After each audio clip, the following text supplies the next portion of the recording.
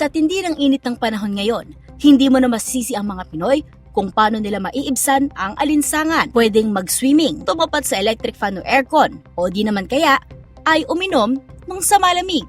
Pero paalala po sa publiko, dahil natuklasan sa isang pag-aaral ng University of the Philippines, Manila, na ilang samalamig na ibinebenta sa Tondo ay kontaminado ng antibiotic resistance bacteria.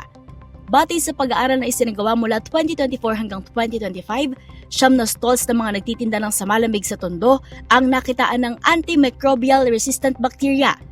Ayon kay Manila City Health Officer Geraldine Dairit, lumagpas sa itinakdang pamantayan ng Food and Drug Administration Philippines ang dami ng bakterya na nakita sa mga inumin.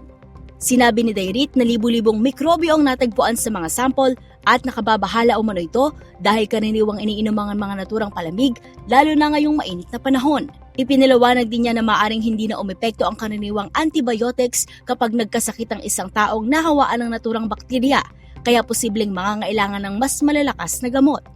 Ayon sa ulat, maaaring makaranas ng diarrhea o matinding pagtatai ang mga nakainom ng kontaminadong samalamig na maaari ring magdulot ng dehydration.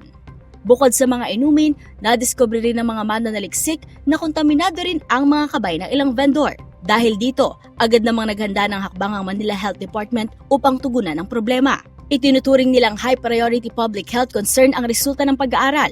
Ayon dito, muling iniinspeksyon ng sanitary inspector ang 12 lugar na kasama sa pag-aaral at paitingin ang pagbabantay sa mga nagtitinda ng samalamig sa 6 na distrito sa Manila. Kabilang din sa mga hakbang ng lungsod ang pag-aatas sa mga vendor na gumamit lamang ng certified potable water at yelo mula sa aprobadong suppliers.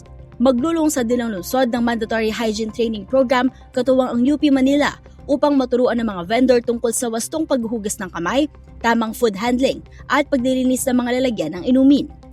Ang samalamig ay tawag sa iba't ibang matatamis at malamig na inumin gaya ng sagot gulaman, melon juice, buko juice, calamansi juice, buko pandan at mango sago na karaniwang mabibili sa lansangan lalo na tuwing tag-init.